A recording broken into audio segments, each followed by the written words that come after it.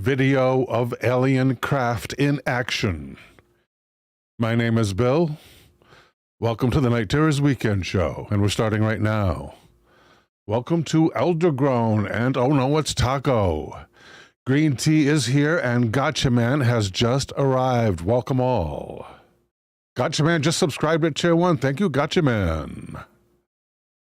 Green tea with the countdown. Yes, we have a Discord.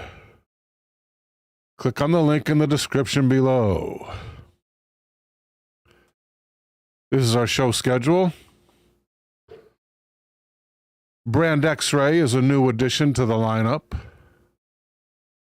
These are single topic videos, and every one of the topics is guaranteed to have been banned by YouTube. This video series drops an episode every week, early Wednesday morning. And this means I'm uploading videos with some fresh content for the first time in more than 4 years, so don't miss them.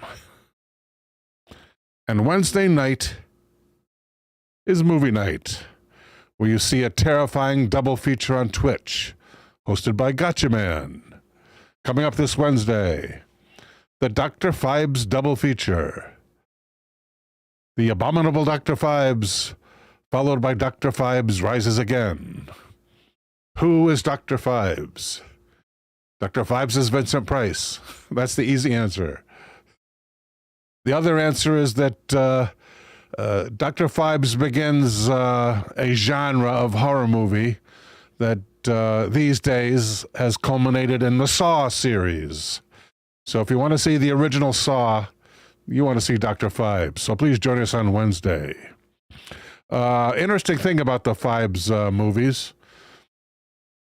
I don't know if they didn't expect it to make any money at all, but when the first movie came out, it was a smash hit. It was a runaway hit when the abominable Dr. Phibes came out. But they didn't know it was going to be. And the whole of the first movie, Dr. Phibes is working on reaching the afterlife. Spoiler alert. At the end of the movie, you see him enter the afterlife, and that's the end of Dr. Phibes. But the movie was so popular, he had to rise again, and that's the second feature coming up this Wednesday. Thank you, Gotcha Man. And we're right here right now. Night Terrors depends exclusively on viewer support. That's from viewers like yourselves. If you enjoy the show, please consider supporting it. In the description below are listed several ways to contribute from big to small. And if you are able, even if you can only buy me a coffee, I thank you for your support of the show. Synchro 505 is here, and David Bryce. Welcome to Michael, and welcome David. Eldergrown with the super chat. Elder says, we in the U.S. will lose an hour tomorrow. Best to spend it with Bill first. Yeah, tomorrow's coming in my time zone. Tomorrow's coming up in right at the end of this show. Takahama Olsen 2 on 2 platforms. Thank you, Taco. And Taco with the jewel contribution. Thank you, Taco, for the jewels on Twitch. Much appreciated, ma'am.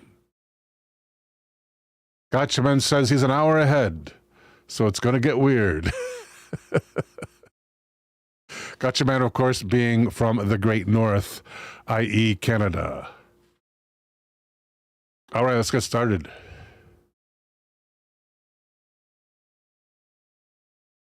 And I have a written... I did research 3 websites to start out with on the topic of the alien craft. And this is an alien craft that was filmed creating a crop circle. The footage is amazing. Nothing short of amazing, and we will see it. But first, we're going to read about it. From these 3 web pages. And I put it all down on a piece of paper to make it easy for myself. Starting at thecroppy.com, with a story entitled Oliver's Castle 1996, the video. TO2 says no daylight savings for us in Perth. TO2, of course, being down under. Toko watching on 3 streams now.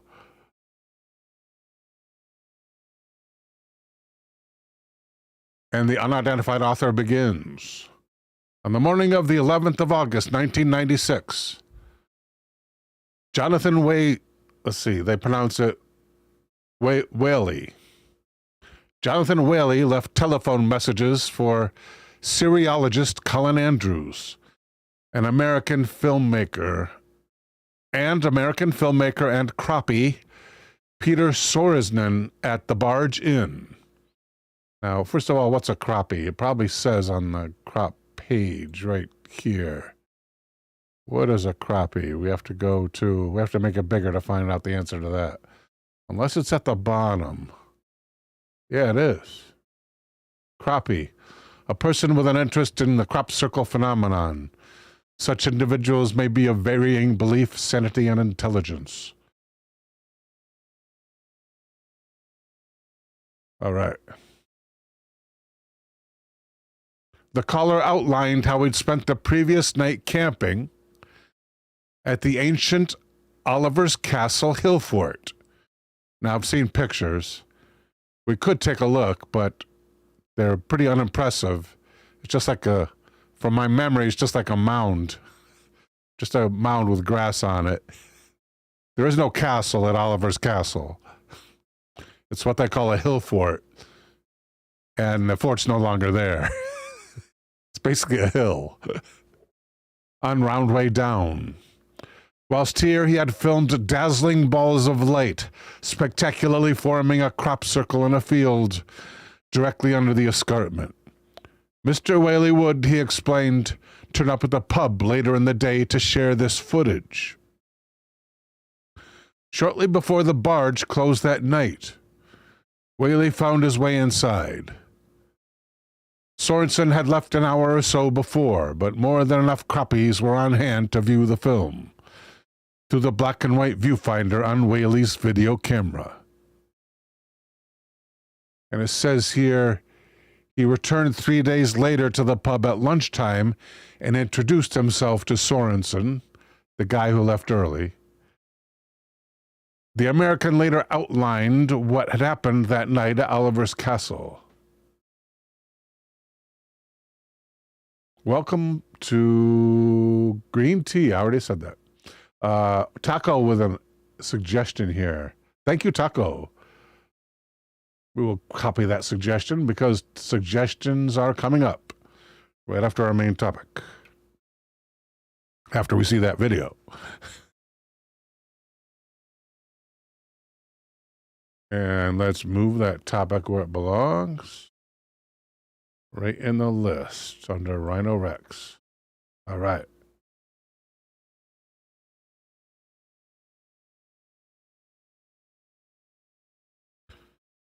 Okay, so this is Sorensen's account, I guess. There's another account from Sorensen on a webpage we're coming up to, but let's read this one first. There we go. Willie said he had left the pub and gone to spend the night at the hill fort, despite the fact that it had been raining,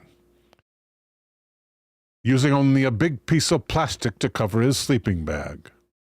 Early in the morning, he heard a strange noise, like the classical electronic cricket, a sound frequently reported in association with crop circles.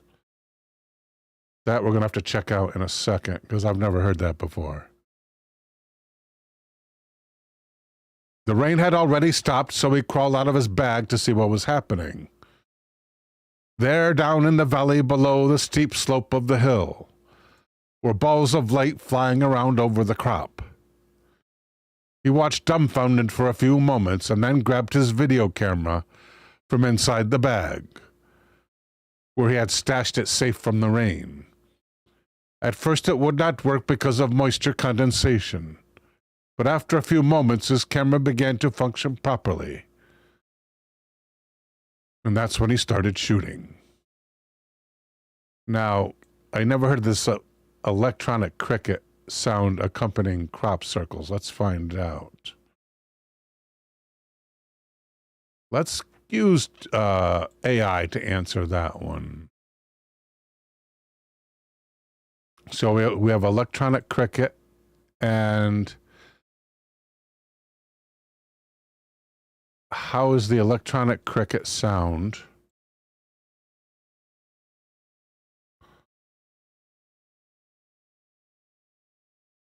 How is the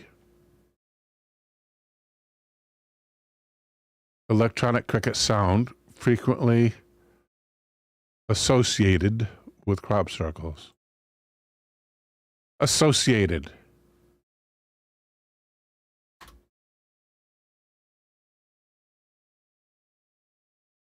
And the electronic cricket sound comes from anecdotal reports by researchers and witnesses who claim to have heard high-pitched chirping or buzzing noises, similar to the sound of crickets or static electricity, near newly formed crop circles. So guess they mean afterwards. Possible explanations: electromagnetic phenomena, insect and natural sounds, the disturbed crickets, piezoelectric effects, stress on materials like quartz in the soil. It would have to be quartz, right? Or else you don't get piezoelectrics, do you? Static electricity from plant damage. Never received a static electric charge from a plant before.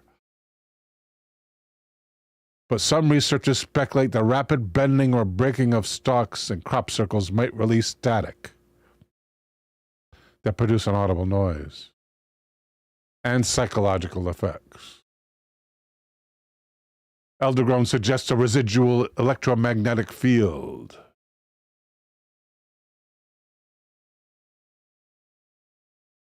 Gotchaman says, my father traveled by truck across Russia with a friend. Wow. It's like an alien planet. Mountains, plains,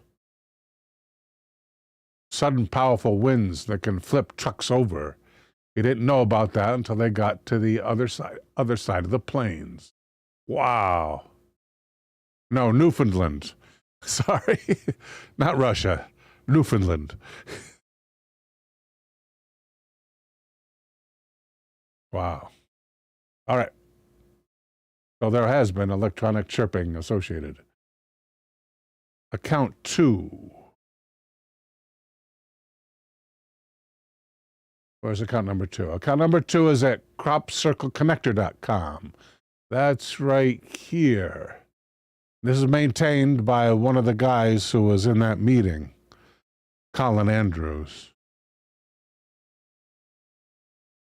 And it's on this page called Crop Circles of 1996. And therein, he writes, a man was camping out on the hilltop of Oliver's Castle. By the way, there's no castle at Oliver's Castle. There's barely a hill at Oliver's Castle. Overlooking an area of Wiltshire, England. The night was a very wet one, and he was on the hill with the intention of watching the fields below the hill for the construction of crop circles which have been found there in recent years. At approximately 0500 hours on the 11th of August, as first light appeared, he saw what he thought was a small white-lit sphere pass swiftly across the field below him. He moved quickly for his video camera, which failed to operate due to the moisture sensor inside it. Some moments later, he tried again and started to film. Just seconds into the film, 2 white spheres move into the frame from the right and arc across the field in a large spiral, much like the form which appeared as a crop pattern at Stonehenge the previous June. As the sphere spiraled across the field in a small circle, Right, as the sphere spiraled across the field, a small circle suddenly flattened on the ground within just seconds, as many eyewitnesses have reported of crop circles previously. It happening so quickly.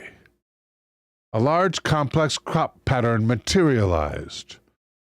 Before the whole sequence was over, a second pair of white glowing spheres approached from another portion of the frame. One of them appeared to lift out of the serial field and join its partner. They also took a route arcing around in a large ring. As they did so, the pathways and smaller circles in this elaborate pattern were formed. The whole film sequence is just a few seconds long, I think 7 seconds from beginning to end, and may show the most incredibly important UFO and crop circle film footage ever. I've been asked by the cameraman/witness to execute detailed analysis of the film and to handle world media interest in the footage which he owns. Today, several major inquiries have commenced, including one with the British military, who may have also been present at the time. The film will not be made available publicly until analysis is complete. Please do not attempt to make personal telephone calls to CPRI offices regarding the new footage, as already the international interest is immense. CPRI standing for, and I have it here, Circles Phenomenon Research International. I'm pretty sure it was this film that made him international. Signed, Colin Andrews, and there's some postscripts here. Small UFO spheres are frequently seen in the vicinity of crop circle fields. Army personnel have been showing an interest in the circles and have been seen in the vicinity of fields before discovery. A term used by Colin frequently to describe the dramatic evolution of formations around 1990 has been like a snowflake freezing. The pattern formed in the sequence of a snowflake design as it was freezing, I guess. Sounds similar to electrostatic crackling or a cricket have been heard and recorded. Film owner John told researchers in the pub that his attention was drawn to the field around 5 a.m. on that morning because he heard a sound like a cricket. Other eyewitness accounts of crop circles forming have all agreed that they form very fast, in around 10 seconds. I have frequently reported this fact, says Colin Andrews. The film shows this in 7 seconds, and we're going to see this film coming up. They also talk of an area of plants oscillating first and then, like the opening of a woman's hand-held fan, dropping to the ground, just as is seen in this footage. Thanks, Mark, for getting my Oliver's Castle footage statement out. I will keep you posted. I have had some scientists look at it, and it looks good. We have lots to do. I have promised to show it at a big UFO conference in Bristol. And the final webpage we have on this is Toko has seen the hidden subways from the old Soviet area. Hidden subways. I didn't know they had hidden ones. That's interesting. They have a hidden one in New York City, I think. 1 or 2. And the third one is a French site, Triox, and I don't know how you say that in French, Trioche, trioxoverblog.com. And that's right here, this French site. And a story entitled Crop Circle, the Oliver Castle Video. And this is where the other guy who was present at that initial meeting, Sorensen, the guy who left early, publishes his account.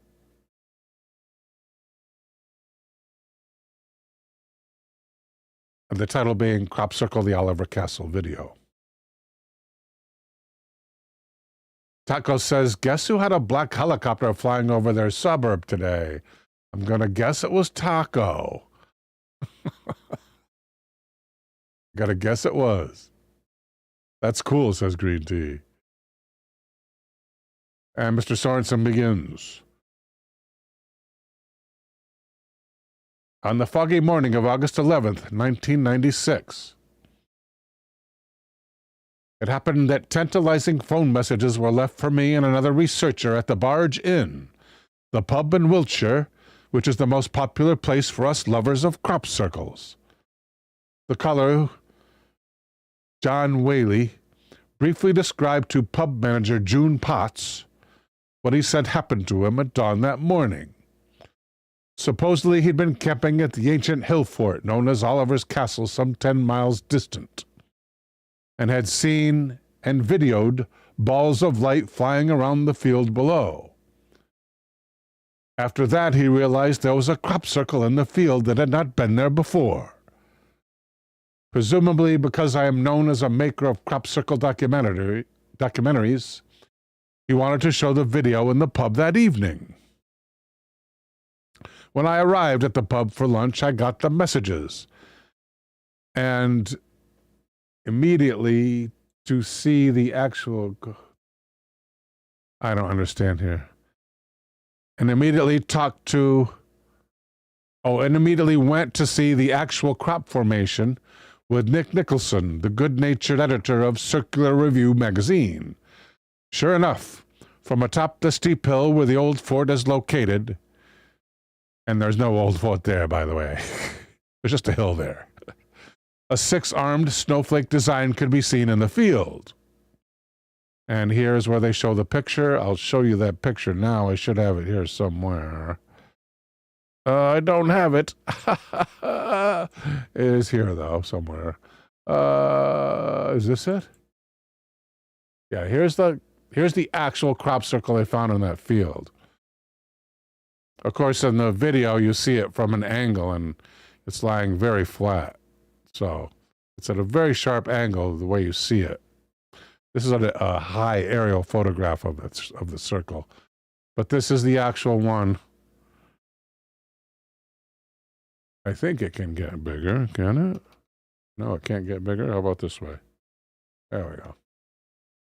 This is the one that was videotaped in its formation, which we'll see in, I'm guessing, less than 7 minutes. Just an estimate. Juji says hello. Welcome, Juji. Kenga Kong is here. Welcome, Kenga. All right. By the time we returned to the smoky pub that evening, you see it says smoke pub. It wasn't a smoke pub. It was a smoky pub. Rumor and speculation were flying thick and fast. But as evening wore on, Whaley hadn't arrived. A crop circle forming had never been captured on camera. Not only would we all love to see such a thing, but if it were genuine, it would be the proof needed to demonstrate, once and for all, that crop circles are not just a hoax. As 10 p.m. came and went, I decided to call it a night, downed my 4th Scrumpy Jack, whatever a Scrumpy Jack is. I must know. Let's ask AI. What is a paste Scrumpy Jack? Scrumpy Jack is a brand of dry, strong cider from the UK, typically made from bittersweet apples, giving it a rich, crisp, and slightly sharp taste. Alcohol content, 6%, that's respectable, making it stronger than many standard ciders. The term scrumpy refers to a traditional, rough, and often cloudy farmhouse cider from the West Country of England. Though Scrumpy Jack itself is a more commercialized and filtered version. Originally produced by Simon Cider and English, but today it's owned by C&C Group, the same company behind brands like Magner's.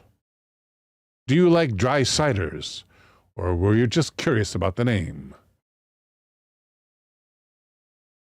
Green Tea says a Scrumpy Jack sounds like it would have hair in it. Hair on it. Hair on the top of it. Thank you, Green Tea. Green Tea also gave us our first suggestion for this evening, which is coming up after we see this video. Okay, back to the story. I departed disappointed with a few other crappies. I was wrong to leave, since Whaley did in fact show up there an hour later after last bell. Pubs ring a bell to let the customers know when the final orders for drinks can be placed. I'll take 3. The young man passed his camera around to the people who were still there, and they viewed the exciting shot through the camera viewfinder. Excuse me. Toko says, Strongbow cider is the best.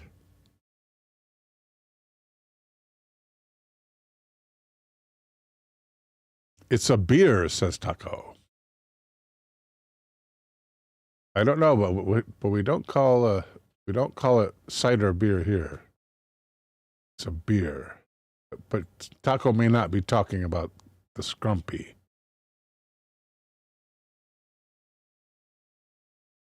Anyway, let's see that video. I think it's it has just once. It just occurs once in this video, so we'll play it 2 or 3 times here so we can get a real feel for it. And where is it? I renamed it. Here it is. I color corrected it. It was like purple or something. Oh.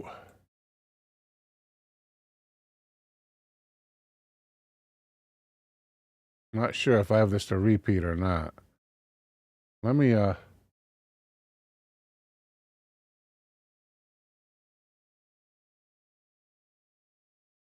stop this first. Pause.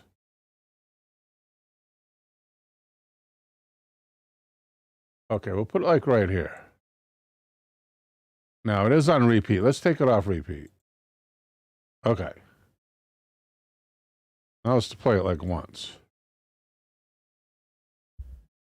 All right, supposedly it only takes these orbs 7 seconds to make the crop circle.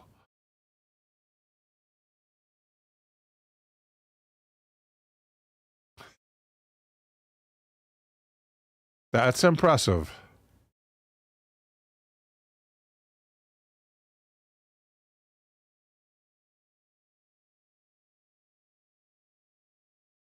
Wow. Let's check it out again. Of course it messed up.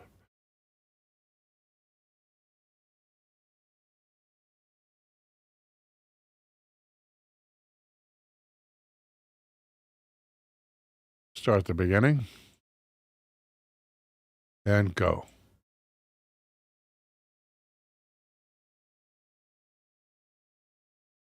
That is amazing.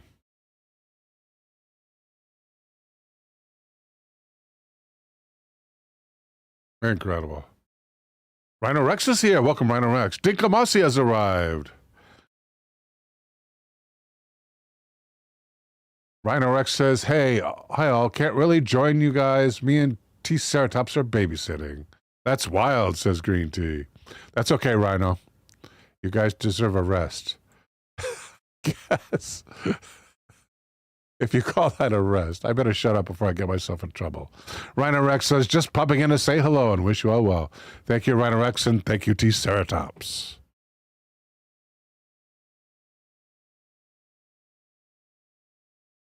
RYU 1972 is here.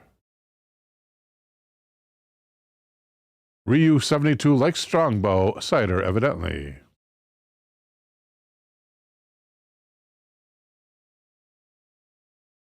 Toko has a story about Strongbow cider. Okay, we're up to our first suggestion. That's going to be from Green Tea this evening. And it is 30 minutes past the hour.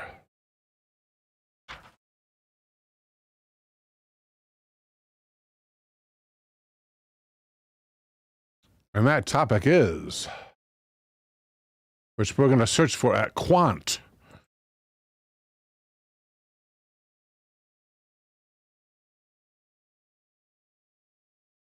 Who was Simeon Toko?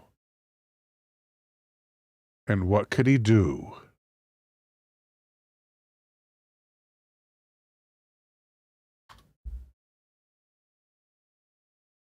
Simeon Kimbangu Toko, a mortal embodied in a divine ... A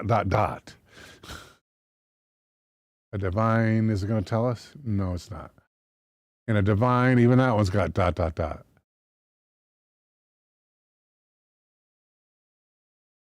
Whoa. Black Jesus brought himself back to life. Holy cow.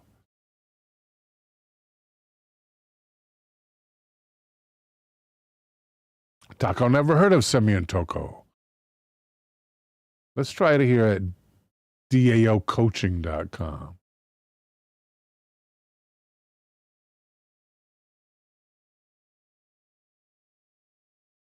This black Jesus brought himself back to life after his body was chopped to pieces. Holy cow. This is a continuation from part 1. That was part 1.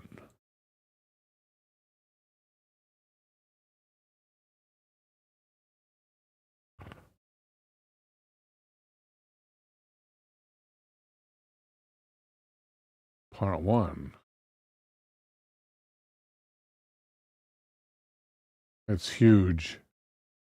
Let's see if we have something a little bit smaller available here. Medium, we've delved there quite a bit. Israelite indeed. The man with Christ-like power. At Israelite indeed, let's try that one. The icon, the pioneer, the legend. That looks manageable. By Michael Benjamin. And Michael begins. The mystery of Simeon Toko, the miracle worker of Africa.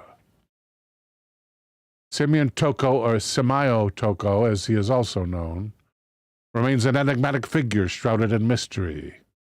This Congolese religious leader, born in 1918, in what was then the Belgian Congo, modern-day Angola, has inspired countless stories of miracles, survival against all odds, and divine purpose.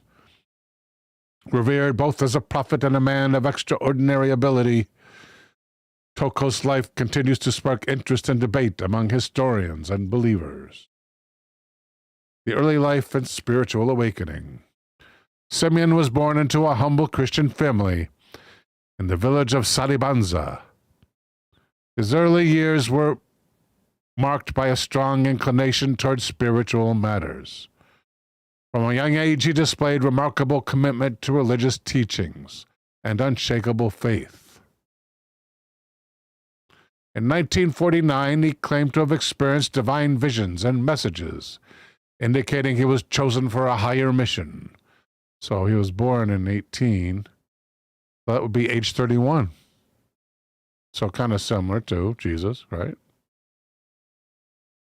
He's supposed to have been 31 or 32, right, supposedly?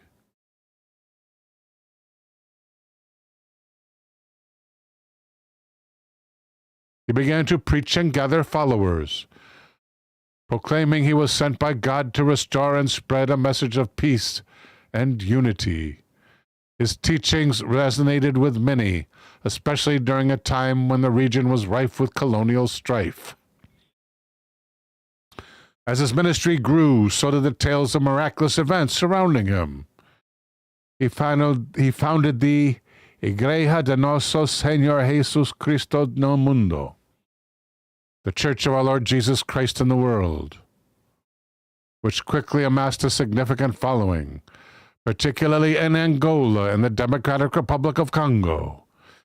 The Church emphasized a return to spiritual purity and resistance against the oppression faced by the African people.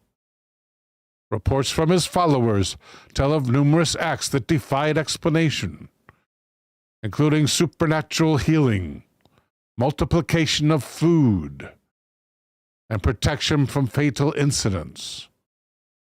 One of the most famous stories recounts how he survived several assassination attempts, seemingly unharmed. His followers saw these incidents as signs of his divine anointment. Here it says in the caption, devout churchgoers gathered for a worship at a Tokoist church, reflecting unity and faith. The miraculous incidents, legends or reality. One of the most debated aspects of Toko's life is the story of his miraculous survival after government-led attempts to eliminate him. In the 1960s, as Angola's fight for independence gained momentum, his growing influence drew the attention of the Portuguese colonial authorities, who viewed him as a political threat disguised as a spiritual leader. According to various accounts, Toko was arrested, tortured, and subjected to brutal attempts to end his life. That's very well put. However, he is said to have emerged unharmed every time. One particularly striking tale tells of how, even after his heart was reportedly removed by his captors, he miraculously survived, causing widespread wonder and belief among followers. Incredible.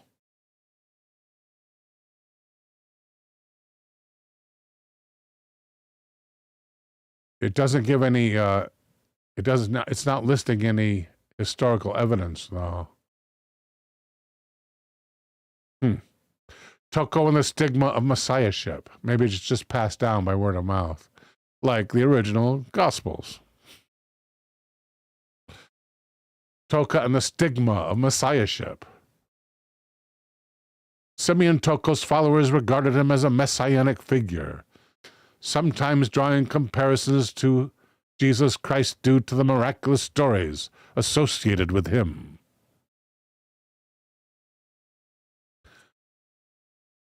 This claim has sparked intense debate within the religious community and among scholars. Some view it as an expression of African spiritual identity and resistance, where religious belief merges with cultural and political aspirations. Others, however, have criticized this messianic attribution, pointing out that such titles can contribute to misunderstandings and potential conflicts between different sects. While mainstream devotees often refrain from acknowledging such figures beyond traditional biblical teachings, Toko's life presents a complex interplay of spirituality, history, and mysticism. He passed away in 1984, but his legacy lives on through his church. Spring Hill Mac is here. Spring Hill Mac says woodchuck cider is awesome. And there's another, a longbow, he thinks. Thank you, Spring Hill. And through the stories that continue to circulate about his extraordinary life, his followers believe he was more than just a man. He was a beacon of hope and a symbol of divine protection in the face of persecution. Today, his church maintains a significant presence, particularly among those who still revere Toko as a reincarnated savior. Mike Mont is here. Welcome, Mike. Toko says there's a crazy crow in my garden having a bath in the water bowl.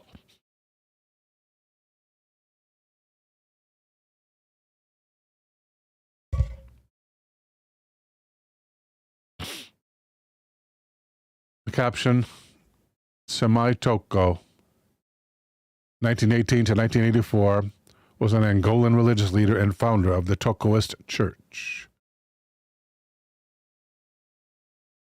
Whether his miraculous deeds were real, embellished, or a mixture of both, there is no denying his impact on the spiritual and cultural landscape of Central Africa.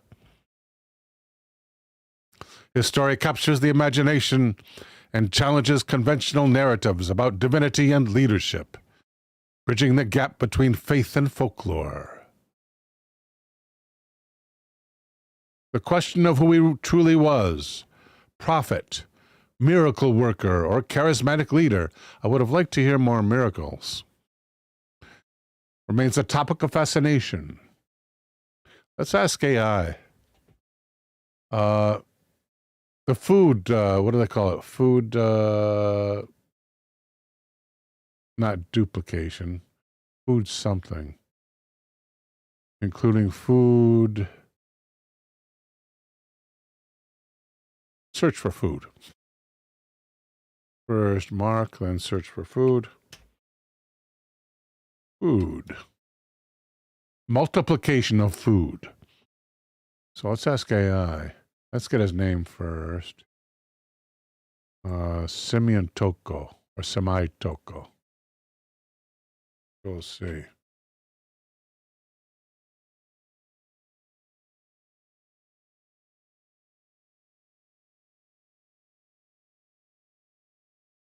How many tales of paste in name, Simeon Toko, relate to the multiplication of food?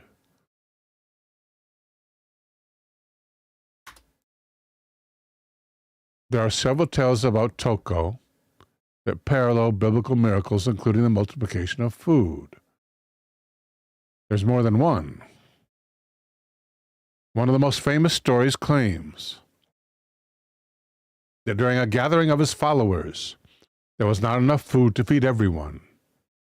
He allegedly blessed the small amount of food available, and it multiplied to feed the entire crowd, leaving leftovers. And there's a part two.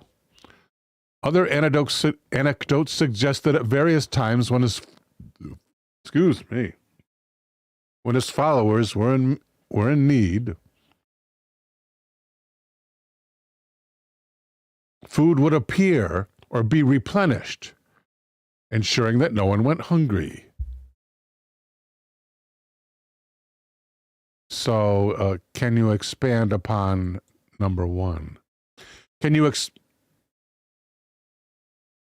expand upon number one?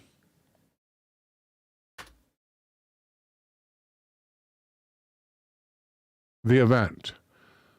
The miracle occurred during a gathering of his followers in Angola.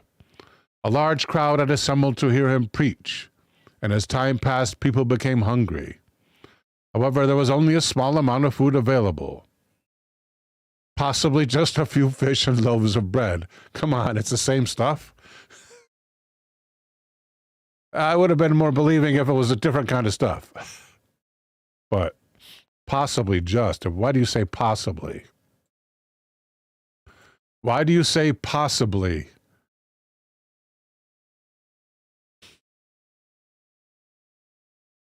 In the highest detail possible,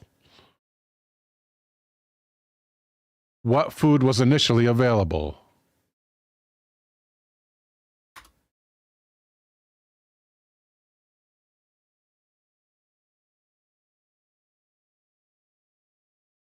Loaves of bread, described as simple local bread similar to pão caseiro, homemade bread made in Angola, or Portuguese-style rolls.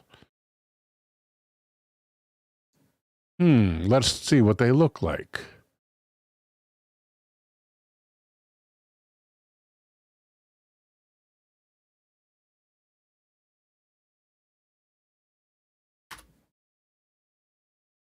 Looks like a loaf of bread. That is what it is. That's the pao casero. It's a loaf of bread, basically, I guess. Although there are some that are split top, extremely split. Oh, it's rolled over in the middle, maybe. Yeah, probably rolled over in the middle. Although that one is also called the same thing. But that looks like a more traditional arrangement there. It's got a super close-up look. Oh, it's low res. Where's a nice high res? And why is that one turned upside down? Just so you can see the bottom, I guess. That's huge res. Let's take a look at that. Ooh, yes. Okay, so let's say 1.5 of these. May Toko forgive me. And back to AI, please. Some sources suggest the bread was brought by a few individuals who expected to share only among themselves. The quantity is unknown, but it is described as being enough for only a small group, certainly not enough for the entire crowd. How many were in the crowd?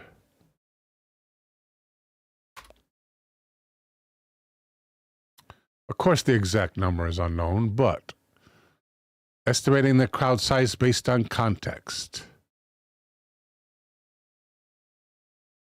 Let's get rid of that. The dragon is repeating my words down here. We want to leave that blank for the next question. And I should probably turn off the dragon first.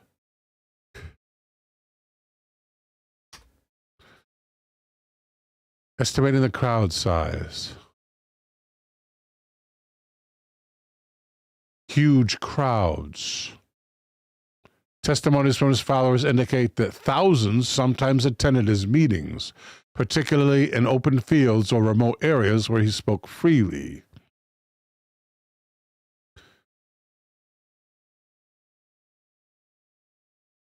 Eyewitness reports suggest hundreds or more. Some oral testimonies describe an overwhelming need for food, suggesting that at least several hundred people were present.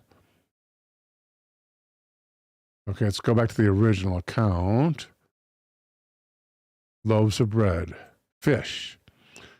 Descriptions suggest that the fish were small freshwater fish, likely sourced from local rivers. Given Angola's geography, the fish may have been one of the following common types. Tilapia.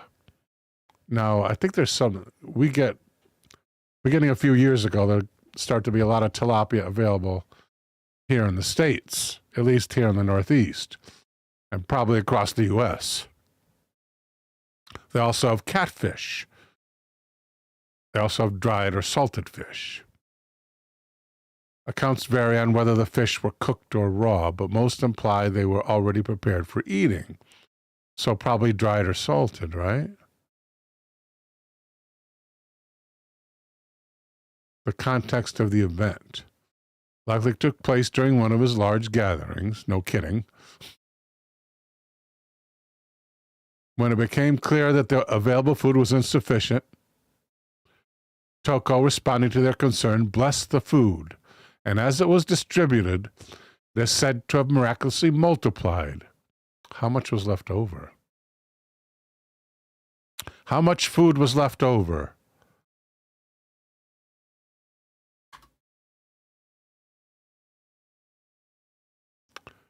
Accounts of the leftover food. Plenty. After the entire crowd had eaten, containers of money and food were reportedly collected. The surplus was said to be greater than the original amount. Those present were able to take food home afterward. And in the biblical account, of course, it says here 12 baskets were left over. Incredible. Elder Gone said, don't get stuck arguing with AI. Colin Lambadard has arrived. Welcome, Colin. Master composer. Green tea with a link. Here's a picture of Toko showing one of the scars where they tried to unalive him. Thank you, Toko. Thank you, Green Tea. And thank you, Toko.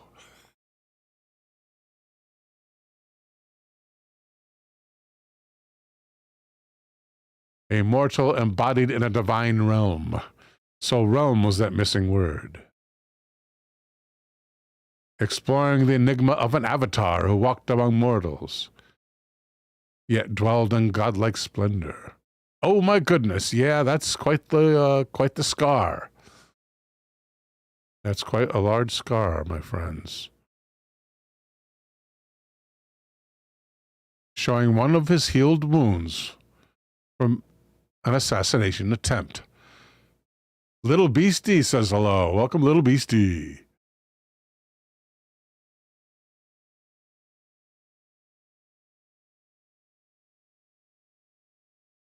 Imagine someone from the dead. Yeah, let's learn about a story rising from the dead.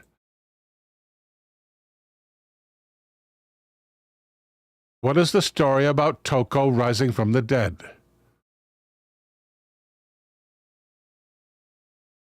And Toko does not have a C in it, but it does have a K.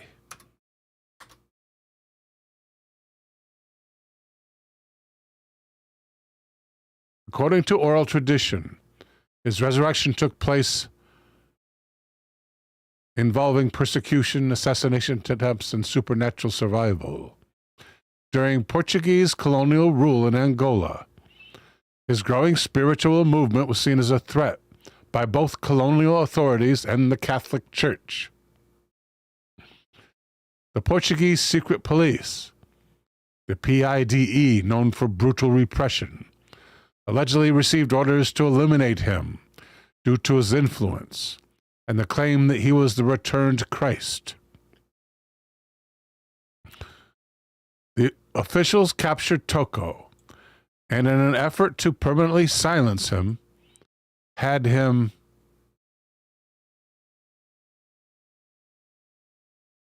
beheaded or otherwise fatally wounded.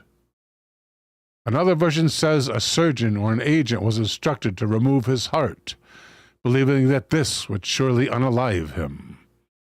After the fatal attack, Toko reportedly came back to life, shocking his assassins.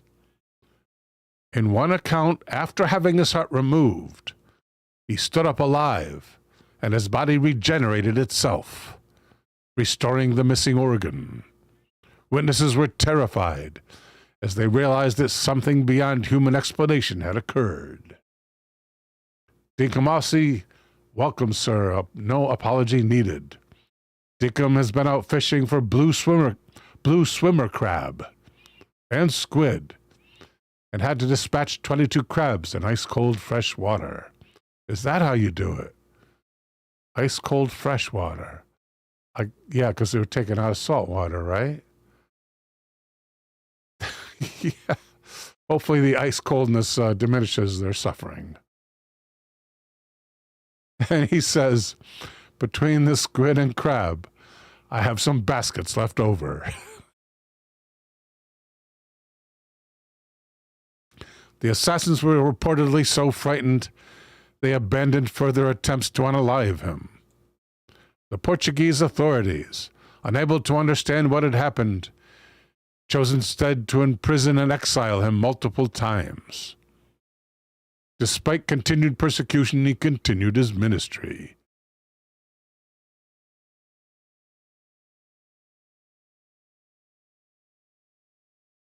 Okay, where's that story?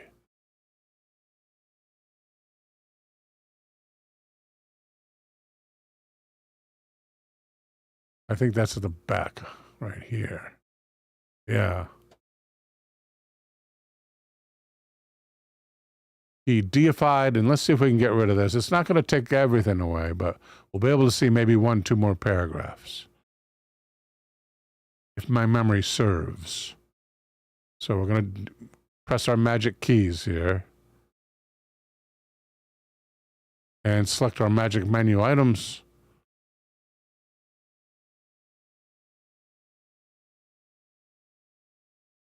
I don't think that magic menu item, yes it is here. There's 2 magic buttons and one of them doesn't have this setting, but I got the right one. And F12, part of a paragraph. He deified his own death several times by regenerating his own body and performed feats surpassing even the legendary miracles of Jesus. Just last month, the author writes. The author here at medium.com being Maungakili Tunzito, published originally in Broader Insights, apparently.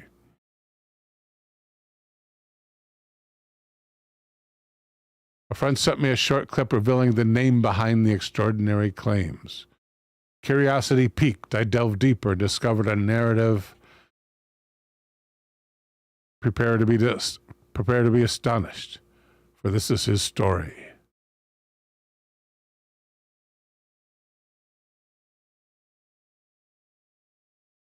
Gotcha Man says, sometimes people don't unalive when they are supposed to. Like Constance Glantz. Let's do that as a suggestion. Thank you, Gotcha Man. Copying that, moving that to the proper field. Thank you, Gotcha Man.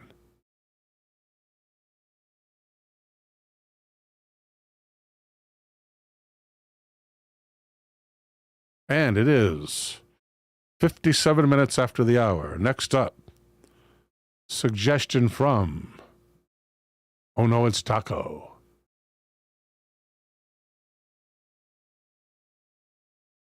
And let's look at quant again. And that suggestion is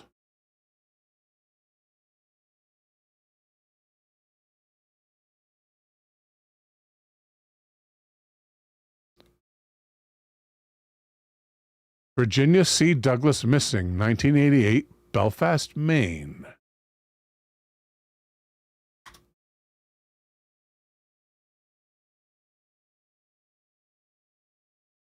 Virginia Douglas.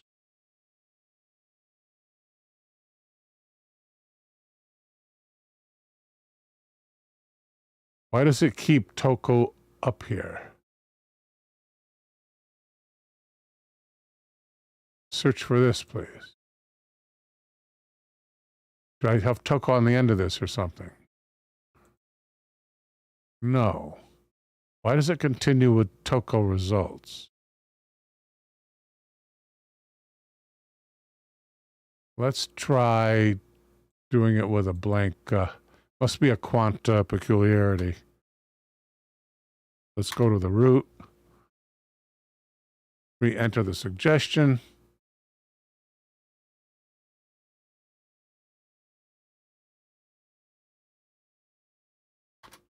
And if Toko turns up now, it's truly a miracle. Good evening, Verpeen. Welcome, sir. Virginia C. Douglas, The Charlie Project. Let's take a look at that. Wait, that's some kind of wiki, is that? What is that? No, that's at charlieproject.org.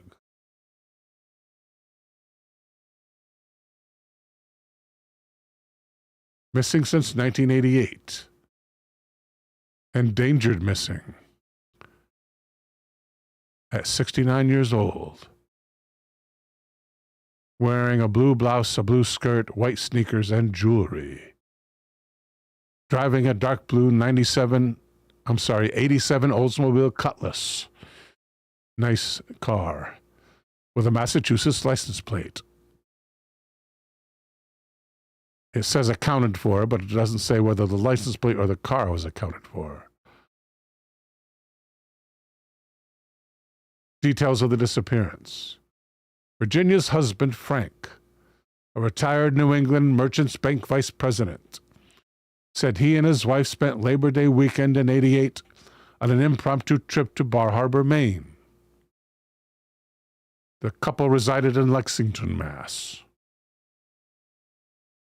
Frank claimed that they departed from their home at approximately 8:30 p.m. on the evening of September 2nd and drove to Rennie's Shopping Plaza in Belfast, Maine, to allow Virginia to use the restroom.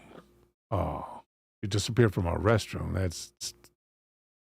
That's sad. They were driving a dark blue '87 Olds Cutlass. Frank stated that Virginia entered the department store and never returned.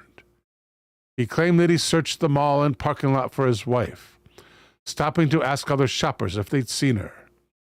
No witness in the mall could positively identify Virginia as having been inside the shopping center that evening. Toko says she would now be in her 80s. Thank you, Toko.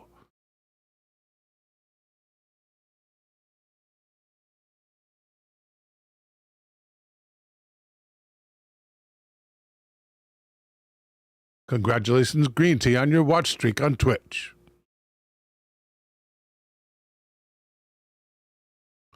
Frank then purchased women's lingerie in his wife's size at Rennie's and then resumed his search.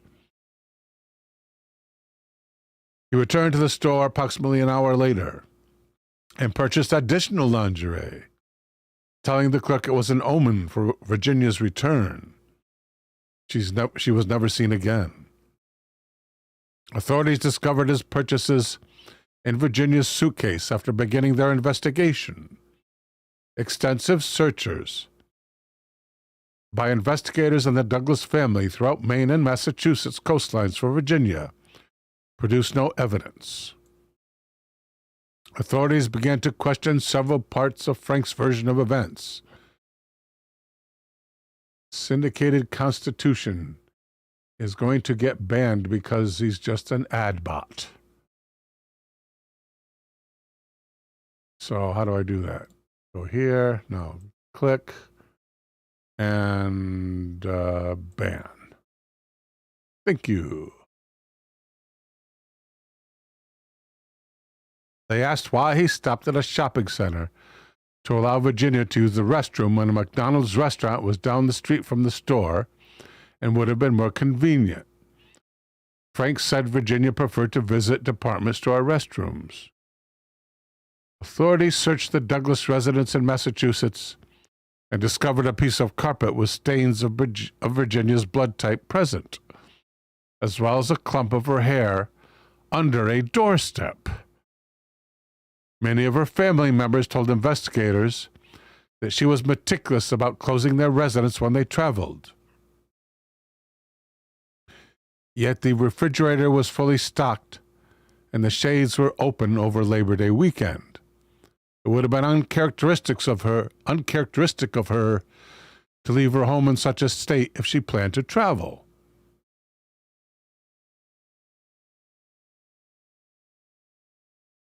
Toko says, I don't know about that. I would rather use our local McDonald's restrooms. Over here, they're pretty clean. They're pretty clean here, too. As opposed to department store restrooms over here. In addition, one of Frank and Virginia's children was arriving from out of state in the late evening on the day that Virginia allegedly vanished from the restroom. Frank stated the couple departed from Massachusetts at 8:30 p.m., leaving no chance for either of them to welcome their kid. Relatives said Virginia never would have left the state without warning her visiting child. No one has been charged in connection with Virginia's case, but 2 of the 3 Douglas children refused to speak to Frank after she disappeared. They believed he was involved in her disappearance, though he denied it. Other investigators believe Virginia never vanished from Maine, but that she was unalived at her home in Massachusetts and then buried. Virginia's children had a memorial for her in Florida in November of that year. Frank died sometime after her disappearance. Her case remains unsolved. Foul play is suspected due to the circumstances. Both Maine and Massachusetts police are are still investigating. Excuse me.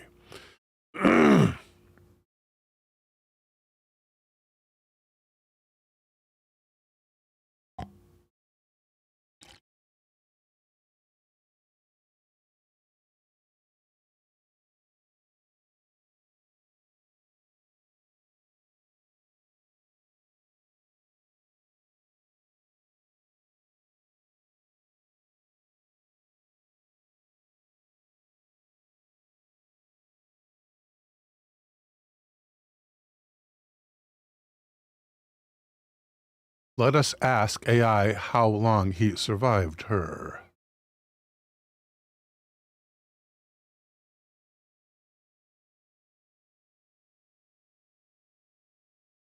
Frank and Virginia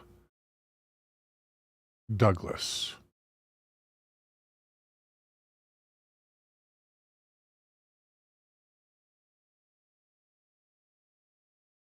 How long after Virginia Douglas's disappearance did her husband Frank survive?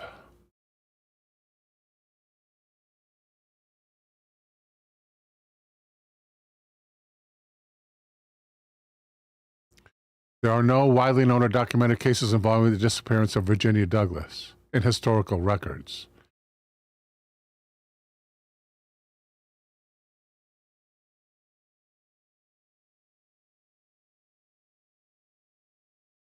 It is a real-life event which happened in 1988. AI accused me of it being fictional.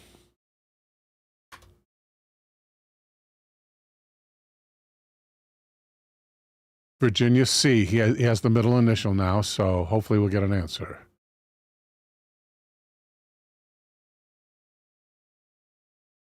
He's thinking about it.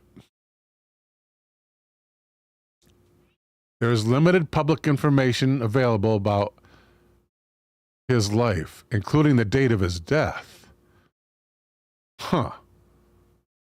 Maybe we can ask the internet instead.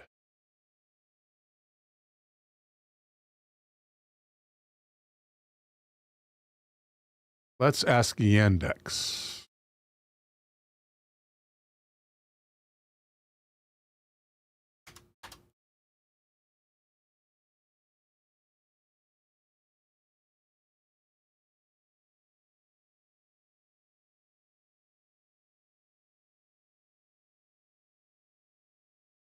That's the Charlie Project. Uncovered. Let's try uncovered.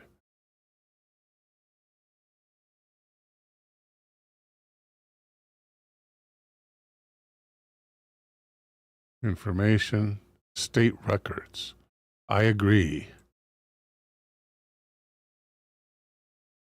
I agree.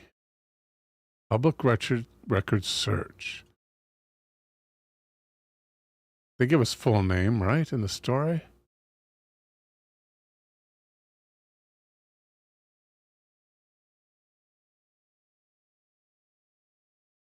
Where is that story? Right here.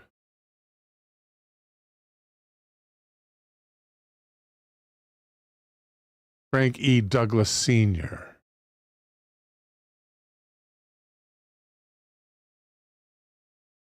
Frank E. Douglas Sr. So one of his kids was named Frank as well.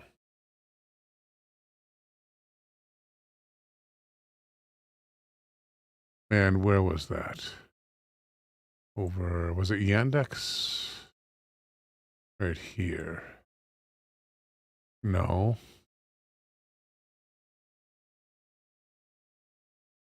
Public record search, okay. First name, last name. Frank E.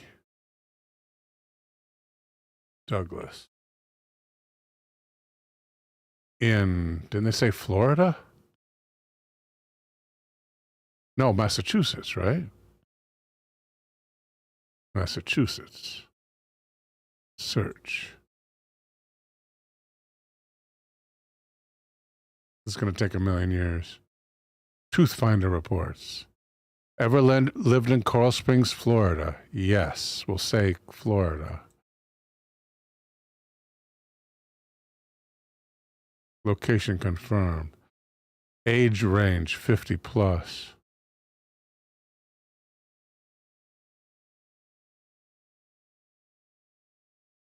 Turn the dragon off, Bill, says Elder.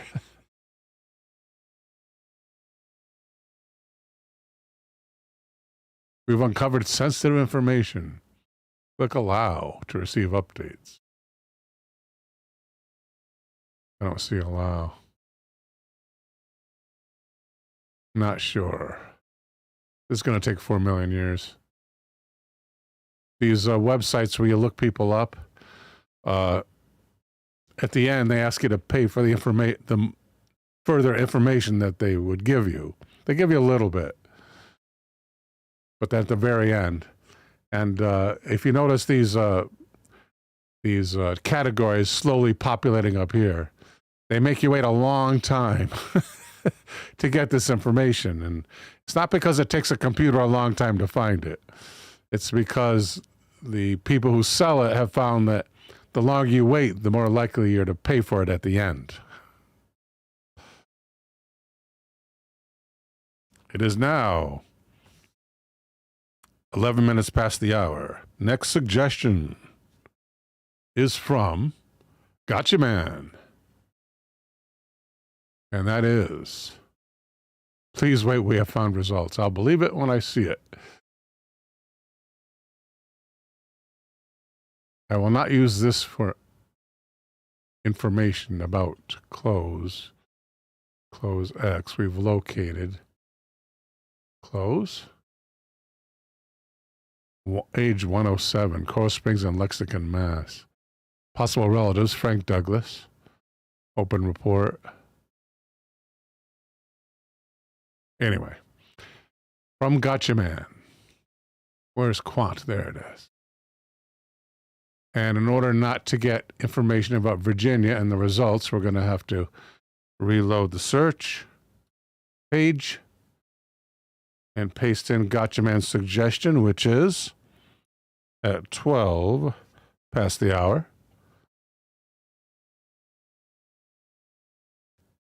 The case of Constance Glantz. I think that's a person who has been resurrected. The Glantz resurrection.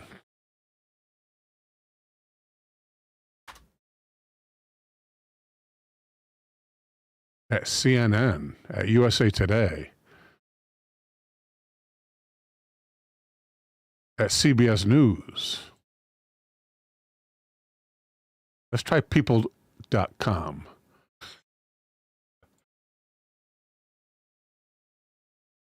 Here at people.com, People Magazine, that is. At people.com is a story by Angel Saunders, entitled 74-Year-Old Woman Pronounced Dead, Found Breathing in Funeral Home. A 74-year-old woman thought to be unalived was found breathing ahead of her funeral. On Monday, June 3rd, and this is dated 2024. Oh, updated 2024.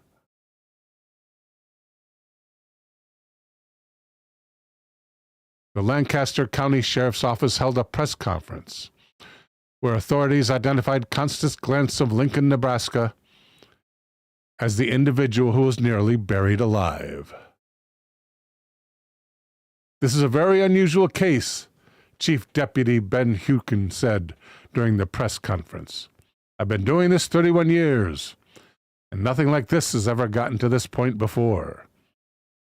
Around 9:45 a.m. local time, staff at the Mulberry Nursing Home in Waverly pronounced Glantz, who had been in hospice care, unalive. Her body was then transported to the Buderus Mauser and Love Funeral Home. However, approximately 2 hours later, actually 11:43 a.m., 2 minutes less than 2 hours, Lincoln Fire and Rescue was called for a medical emergency after a staff member at the funeral home noticed the woman was still breathing. A spokesperson for the Lincoln Fire and Rescue said they responded to a CPR in progress.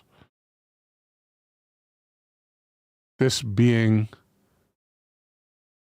their press conference. Hukin said of Glantz, she was taken to a local hospital and she's still alive. LSO has been to the nursing home, Lancaster Sheriff's Office, and we have started our investigation into what happened. At this point, we've not been able to find any criminal intent by the nursing home, but the investigation is ongoing.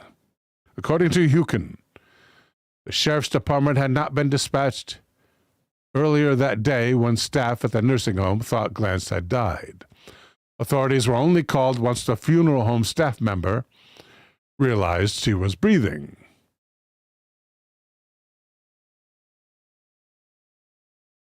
Stock image of a funeral home. Can we find the actual funeral home, though?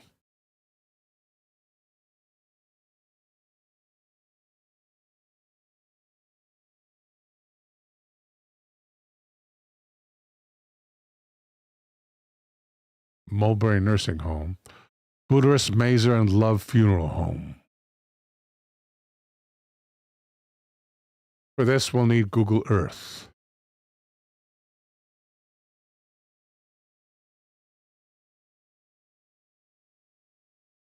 Hopefully there's only one of these. Nebraska. Looks like there's only one.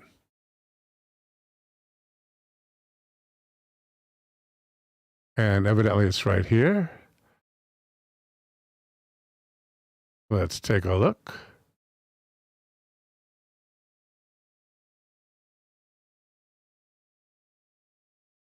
That looks like it's the same color as the stock photo. And a clock to show the time of day. Only in Nebraska. Does a funeral home have a clock under its sign?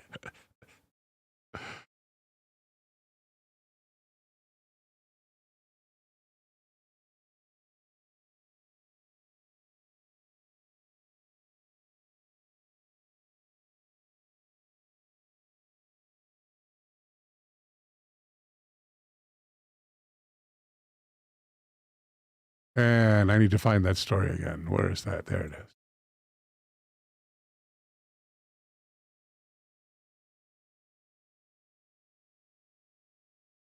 Hukin explained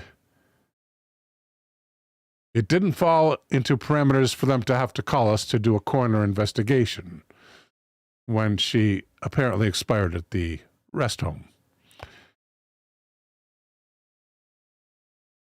Those unalivings are a death of a patient whose death is anticipated, end quote. Which this was, and a physician had seen her in the last 7 days, and the physician was willing to sign the death certificate, and there was nothing suspicious at the time of the death. He added that Glantz's family had been notified of the situation. That must have been a happy day in the household, the Glantz household. Hukin also took questions from the media, where he confirmed that at least one nurse was with Glantz before the funeral home employee discovered her to still be breathing. He also said there are usually 2 people present to transport the body, but he was unsure how many people had done that part.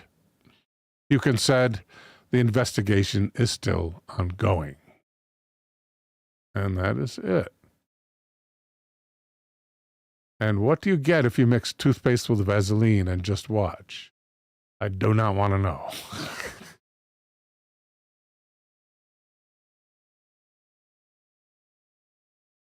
Gotcha Man says, without love, without emotions, breath is just a clock ticking. By the way, coming up this Wednesday on Gotcha Man hosted Wednesday Movie Night on Twitch. It's the Abominable Dr. Fives double feature. Let's take a look at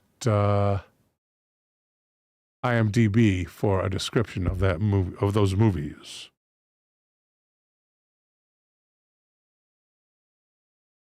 We'll just say Fibes here.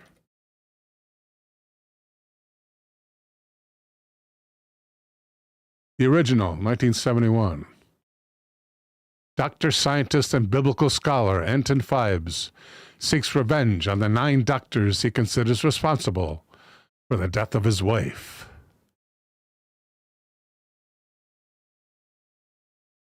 Let's find a review. Storyline. User review. Horrifying and genuinely frightening movie that impacted during the 70s with a great main cast and supporting cast of Britain's best. Well-made horror movie full of black humor and a bit of gore, where numerous people meet horrible deaths by a despicable avenger named Dr. Fibes. Vincent Price being exceptional in this role, causing havoc and bizarre murders wherever he goes.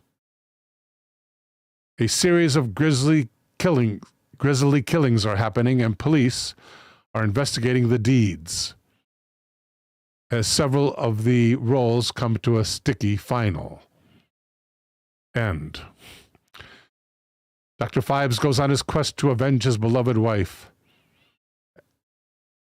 After being disfigured in a car crash, Fibes decides to seek revenge against members of the surgical team who attended his wife, and he seems to dispatch new weird deaths, committing inventive crimes, and killing every doctor within a few minutes, with the assistance of a lovely companion. And you also get the sequel. Thank you, Gotcha Man. Join us this Wednesday on Twitch, 9 p.m. Eastern, 6 p.m. Pacific. Toko says, you show the movie, I'll get the popcorn. Verpine says, it's a great Vincent Price classic. I'm compelled to agree, Verpine. Thank you.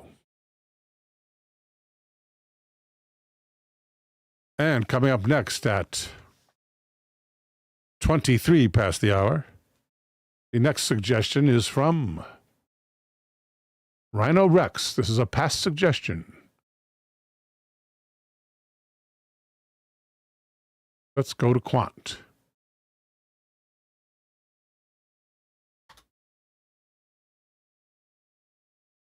And Rhino Rex wishes to know the mystery of the Clapham Woods.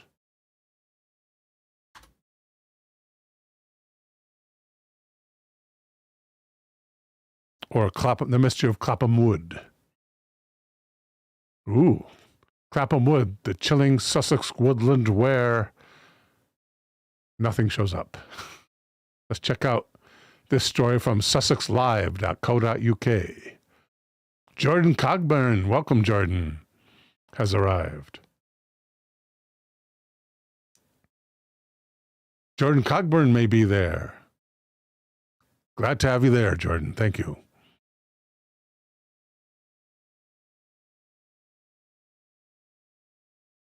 Where there's a story written by, got it, Anna Gladwin, entitled Clapham Wood, the chilling Sussex woodland where bodies were discovered, UFO seen and pets disappeared.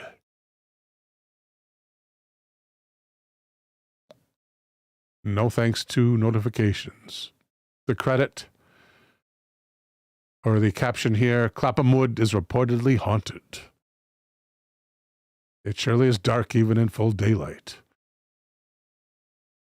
And the story begins, an area of woodland in Sussex has earned a reputation as one of the most haunted places in Sussex.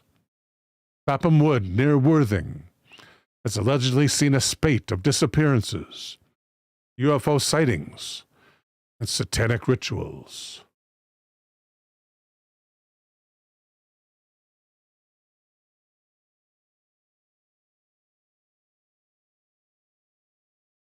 Verpine with a topic. Thank goodness, because we need one. Got it, Verpine. Thank you. Coming up next.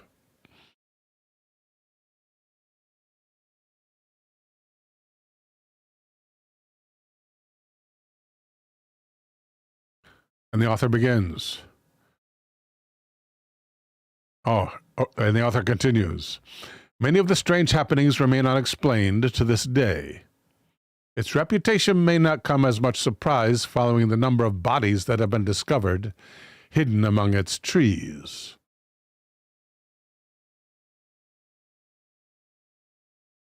Another big shot of the wood.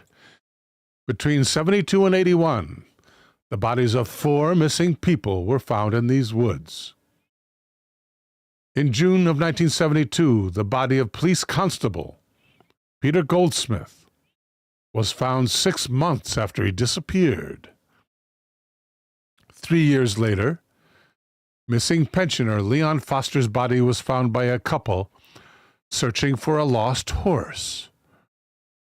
In 1978, Reverend Harry Neil Snelling's body was found around 3 years after he was first reported missing.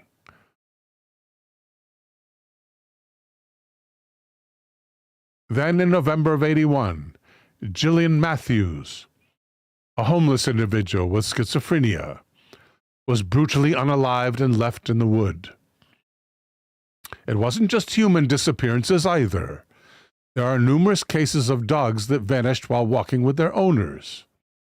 Despite their best efforts to search for their pets, no trace of these dogs was ever found. There are also reports of the woods being the base of a satanic cult, known as the Friends of Hecate. About this cult we must know. The Friends of Hecate.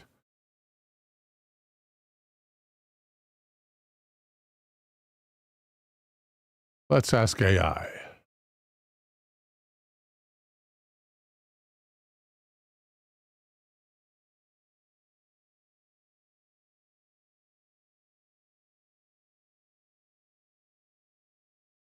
Tell me about, and we'll paste in here, the subject matter, the Friends of Hecate. Searching the web.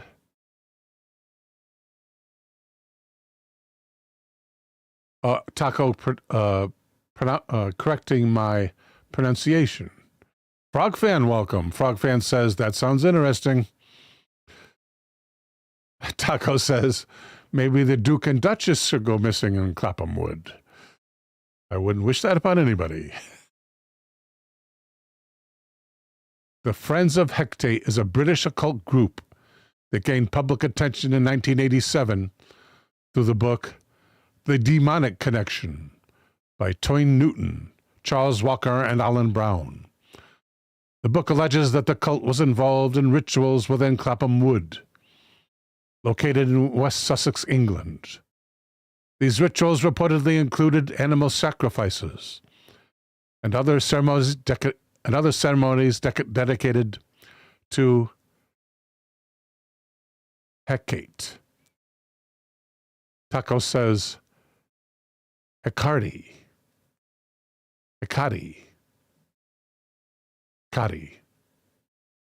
I guess it's Hecate. The ancient Greek goddess associated with witchcraft, necromancy, and crossroads. Clapham Wood has been a center of various mysterious events. Blah, blah, blah, but I want to know about the cult.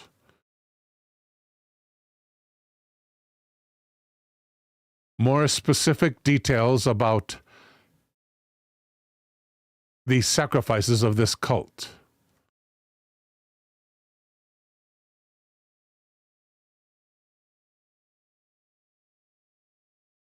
Reportedly involved in animal sacrifices as part of their rituals, using animals like dogs, cats, and other small creatures.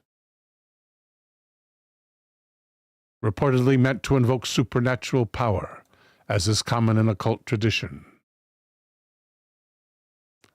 Some reports say the animals were mutilated or found ritually unalived in a way that resembled occult practices, taking place under the cover of night, and sometimes discovered months later. Back to the tale.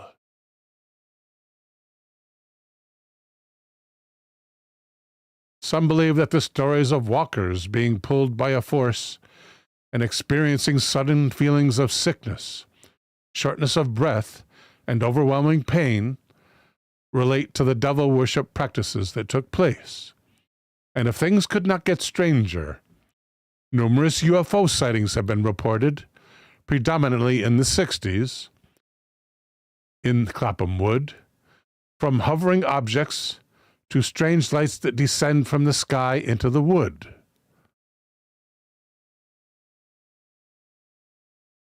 Despite the host of accounts of haunted happenings, there doesn't appear to be any recent incidents, perhaps because most people are too afraid to visit. Let's look for the most recent incident.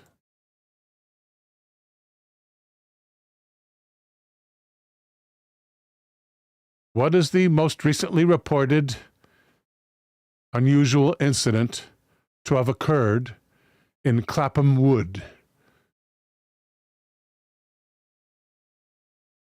Misspelled wood as the verb here instead. Have to correct that, and instead of to have, it spelled 12, so to have occurred. To have and ask. Frog Fan with a link. Thank you, Frog Fan. Akadi. Let's get that link here. Another topic from Verpine. Thank you, Verpine. That's a wow. I didn't even look at the first one. Verpine is hot tonight. Second one sounds excellent. Let me move that over. Thank you, Verpine. Recent unusual incidents. 2024. Before that, 2005. The unaliving of Jody Dabrowski in 2005. Tragically unalived on Clapham Common, adjacent to the wood. The assailants subjected Dabrowski to a brutal attack, resulting in his untimely death. Drew significant media attention. And in 2024, an acid attack. Abdul Shakur Azidi carried out a corrosive substance attack in Clapham, targeting a mother and her 2 daughters. Oh my goodness.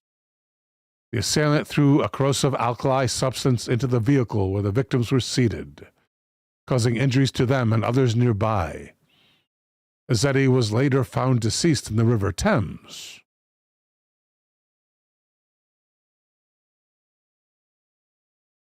Back to the story.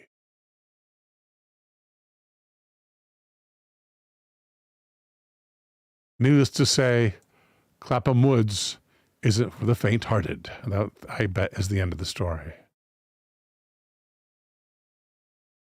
All right, first Verpine suggestion at 34 minutes past the hour, which is, and it's going to be a surprise to me too. We'll clear out the old results.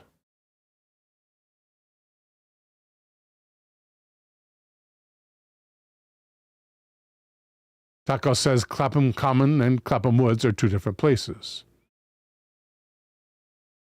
The Common is in the London area, the Woods in Sussex. So maybe the author didn't get that right. Thank you, Toko. So maybe none since then in Clapham Wood, which may be a good thing. Maybe someone did an exorcism and they didn't tell us. At Quant from Verpine.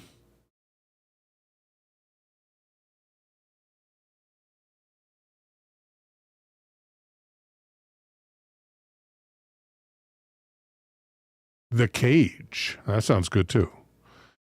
At St. Osyth, Essex, in the UK.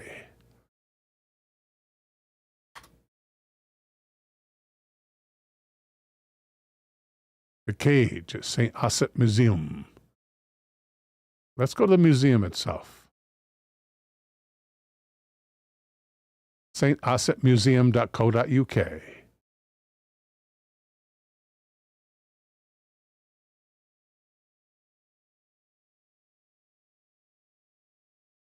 Uncredited story so far. Let's look at the end. Yeah, uncredited.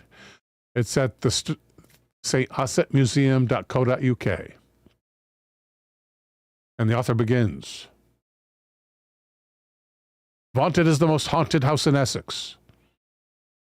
The Cage is a former village lockup where drunks and villains would be kept overnight. But it's best known for holding Ursula Kempe, one of the St. Osyth women accused of and found guilty of witchcraft. Ursula was hanged in Chelmsford together with another St. Osyth woman named Elizabeth Bennet. I think I did a video on this way back when. The building has been reconstructed and has had an extra floor added. The cage before alterations, and I guess the cage today is up there, the top one there. So hard to tell if they kept that or not. That looks like really nice brickwork. This not so much. So evidently the whole building was reconstructed. But who knows? Maybe they just put the new brick on the outside of the old brick. The door somehow seems wider, but let's look at pictures. And it's called, well, I have the in the search, right?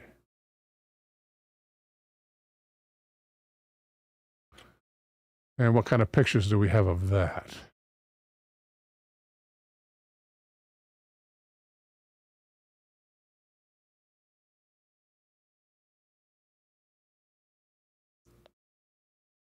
Only one old one apparently so far that we've seen already. Yeah, look, that door, the new one, looks a lot wider than this door. The title of this article, I Bought a Witch's Prison in 2005.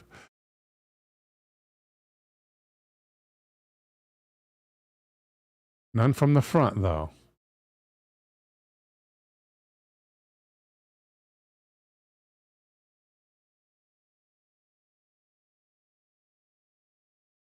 The current placard reading, St. Osyth resident Ursula Kempe was imprisoned here before being hanged as a witch in 1582. It was last used as a jail in 1908.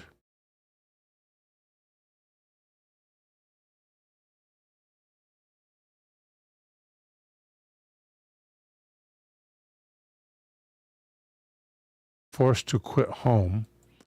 Mother, oh, that's the new one. Mother flees clutching child.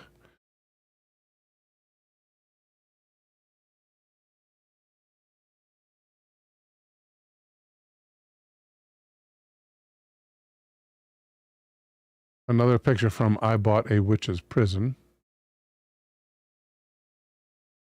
Unfortunately, it's on Medium, and we don't get the full story on Medium. Not because they don't have the full story, but you have to pay to see the full story at Medium. No, I don't think we're going to get anything more than that.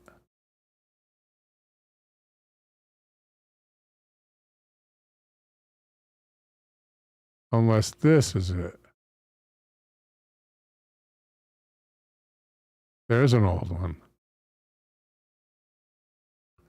And the door is big on this end. But that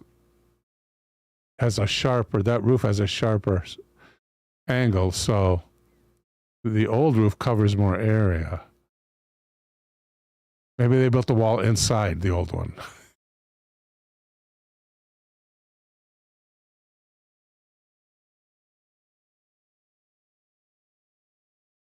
Take a close-up look at this.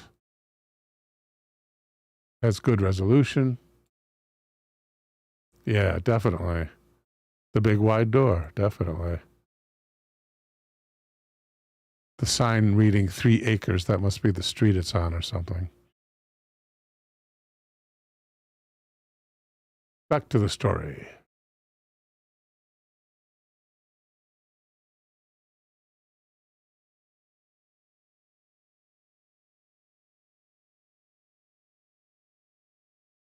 The cage was recently sold, 2005. What's the date of the story? No date given. And the estate agent described it as one of the most notorious and well-documented haunted 16th century cottages in Britain. It has certainly featured on television programs and has been visited by ghost hunters from across the world. The previous owner claims she was forced out by paranormal activity. She was pushed over by spirits while pregnant. And she was spanked on the bottom by a ghost. She's written a book about this experience called The Spirit of the Cage. Incredible. Thank you, Verpine. Now it's time for your second suggestion.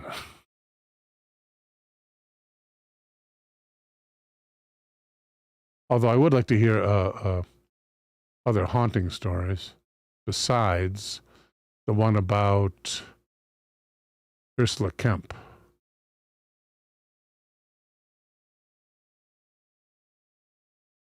AI it is.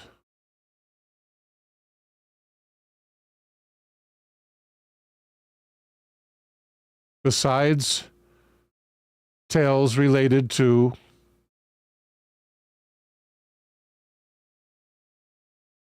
Ursula Kempe,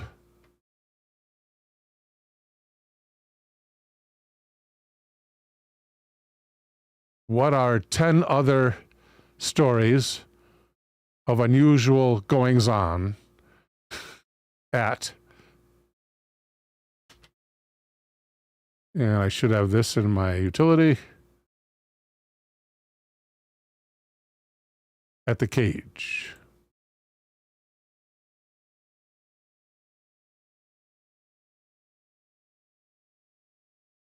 I said besides, but it gives us Kempe first. Poltergeist activity. Whoa. How many did I ask for? 10. It gave me 12. AI doesn't listen too well, does it? Visitors and inhabitants have reported objects moving on their own. Chairs, tables, being found rearranged without explanation, loud banging noises, doors slamming, and the sound of footsteps when no one is present have been frequently reported. Witnesses have also observed unexplained lights flickering or moving in the cage, sometimes outside in the garden or inside the house. Lights are often described as floating, and sometimes flicker in patterns that suggest intelligence. Shadows move across rooms when no one is present. They must have cameras set up, right? The apparition of a man in chains. His presence is often accompanied by a cold chill. Disembodied voices, particularly at night. Whispers or muffled talking, as if a conversation is happening in another room. But when the room is checked, it is empty. The smell of rotting flesh. Verpian says, AI gives you what it wants you to know, not what you want to know.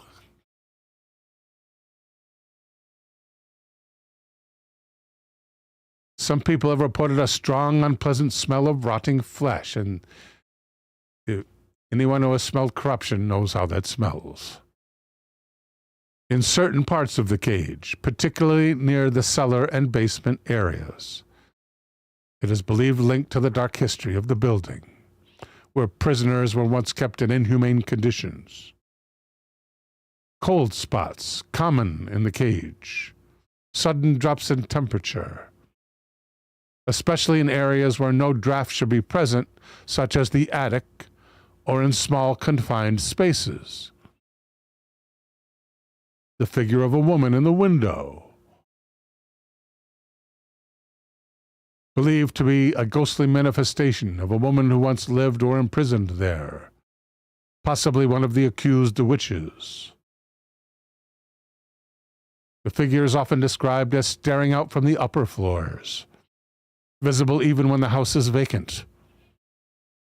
Strange footprints appearing in the dust on the floors of the cage, particularly when the house is locked and no one has been inside, appearing to have been left by someone walking through the house, though no one was there to leave them. Animal mutilations, the unexplained deaths of pets and livestock in the surrounding area, a chilling lullaby, sometimes heard in the cage specifically during the night. Excuse me.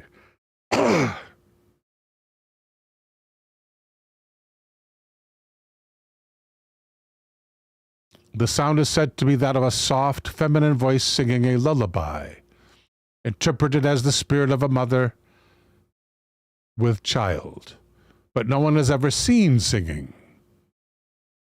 It is often reported in the upstairs rooms. The cry of a child.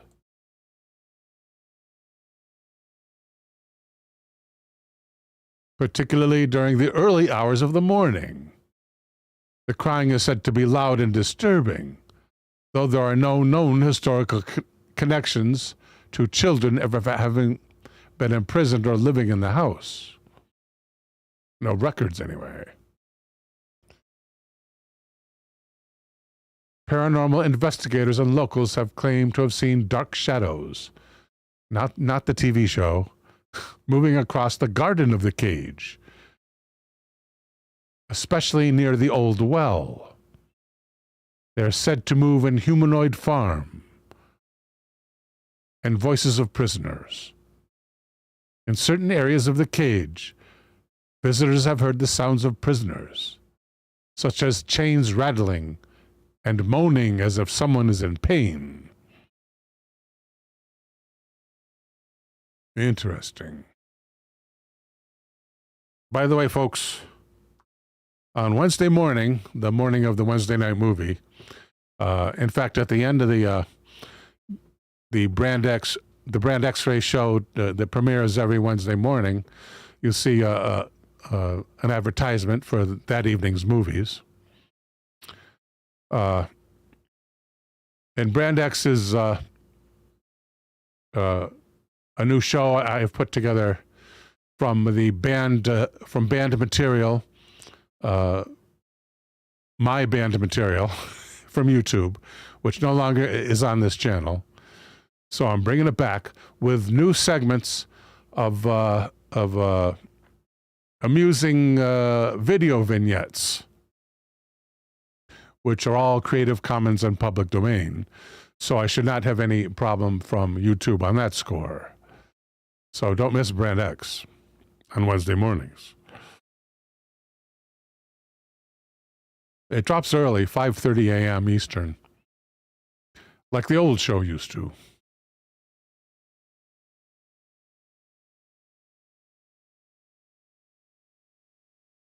Next up, Elder Grown wants to know, where do people get the acid from? The people who throw acid on other people. Good question, Elder. All right, next suggestion. I believe this is tacos. Yes, I think it's an old one. This might be an old one from Toko or a new one from Toko. And it is 50 minutes past the hour.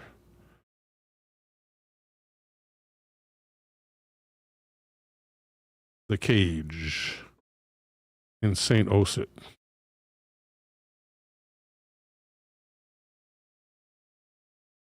And our last mystery at 51 minutes past the hour.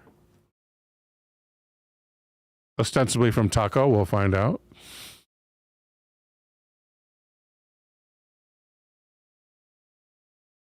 Using quant. Erasing the prior responses.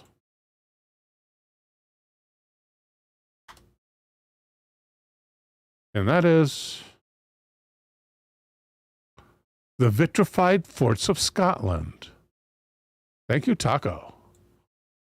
Nice one.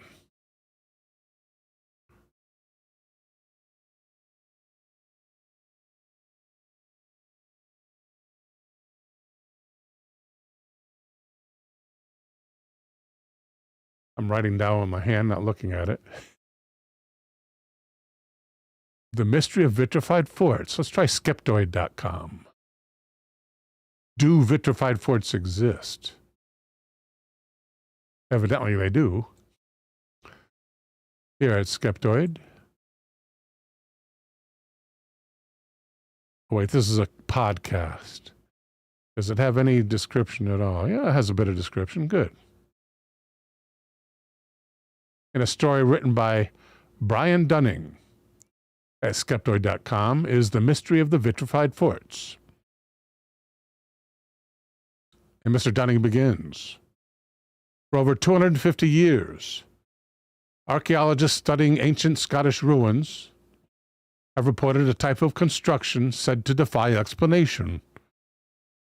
About 60 of these rough stone wall enclosures have been found throughout Scotland, and even a few scattered across mainland Europe. Most are prehistoric, called vitrified forts. They're notable for a unique and surprising feature. The rocks that make up the walls were originally stacked dry with no mortar. They have been fused together into a solid surface through a process called vitrification, a transformation into glass.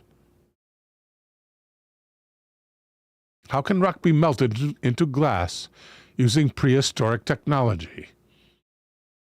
Build a bonfire over it? Some say that it can't because the temperatures required to do this are far too high.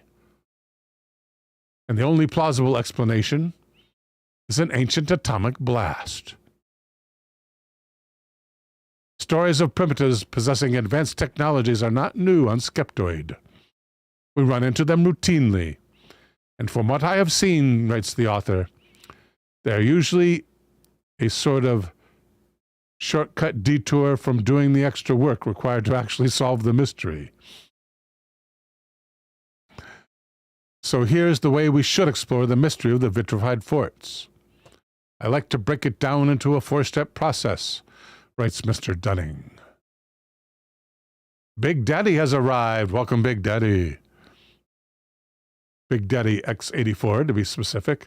And James Anderson says hello from Taft, California. Welcome, James.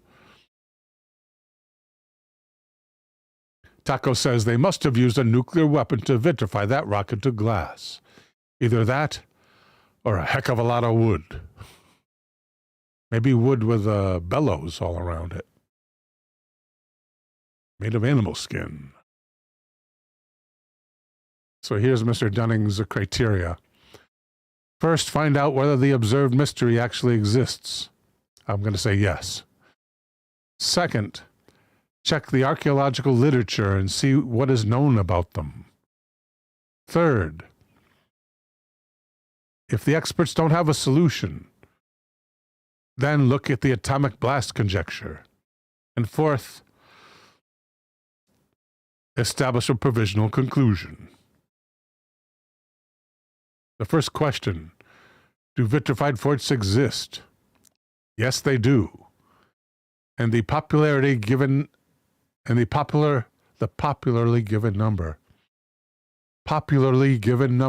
of about 60 known examples is correct in Scotland. Some are small grassy lumps, hardly recognizable. Some are large and exposed enough that visitors can walk right up and examine them. They're great sloping piles of stone, often built on hilltops, and enclosing an area that we usually presume was to be defended. Timbers were often used to reinforce the walls from within. And from these timbers we've been able to get radiocarbon dating, telling us when the forts were built. Most were built or repaired in various centuries during the first millennium before Christ, around 700 to 300 years before. The vitrification is not easy to spot. It doesn't look like glass. It looks like the native white rock is embedded in some sort of darker asphalt. Sometimes there are lava-like bubbles in the darker stone. Sometimes there are solidified drippings. But without knowing what you're looking at, it's unimpressive visually. If you do know what you're looking at, it's something else. This brings us to step 2, what is already known. We must understand the technological context in which the forts were built. The first millennium before Christ was smack dab in the middle of the British Iron Age, an era named after the smelting of ore into iron.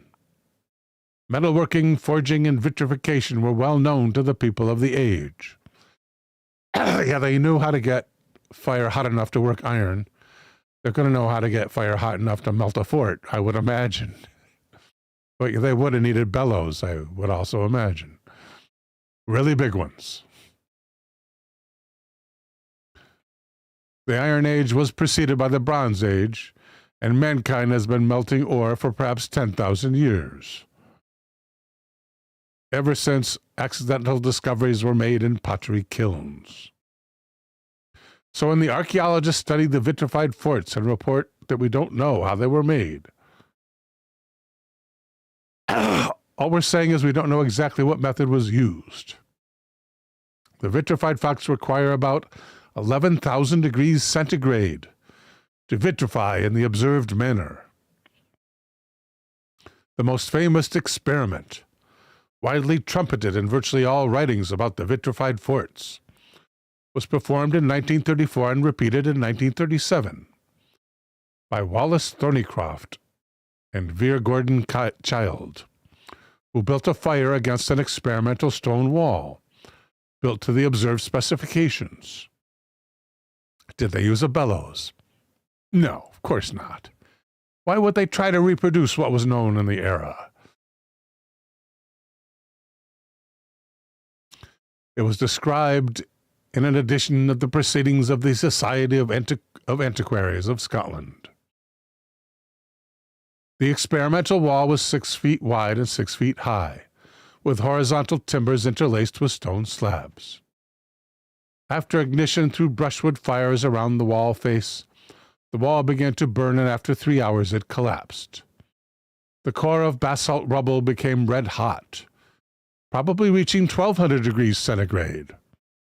And after excavation, the bottom part of the rubble was found to be vitrified, with rock droplets and casts of timber preserved.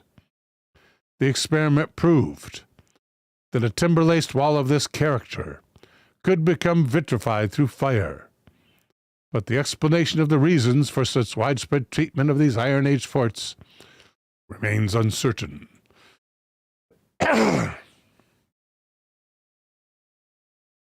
Why would they be uncertain? There's 60 of them. Some evidence suggests that on a few forts, the vitrification was done from within the wall during construction. Such walls were usually built with solid stone facings on the inner and outer sides, with rubble filling the center. During construction, fires could have been built in the center of the wall, with turf for insulation, allowing the vitrification of the stone faces. Rubble could then be filled in, and the construction would move up to the next level, where the process would repeat. What if they have those indications from the extant rubble? Other vitrified walls show evidence that the fire was built against the outside of the wall, as Thornycroft and Child did in their test. Keep in mind also that Thornycroft and Child were archaeologists with minimal stone melting skills, while the men who vitrified the forts 2.5 millennia prior were expert professionals whose knowledge was based on centuries of experience. Okay, guys, we're going to call it. But before we go, don't forget, coming up this Wednesday, 9 p.m. Eastern, 6 p.m. Pacific, is the Dr. Phibes Festival. The only 2 Phibes movies in existence, starring Vincent Price. The Abominable Dr. Phibes and Dr. Phibes Rises Again. These are the how might one say it? The spiritual predecessor of the current Saw movies, where death is dispensed in unique ways. We'll see you there. Until then, may God bless and protect you all.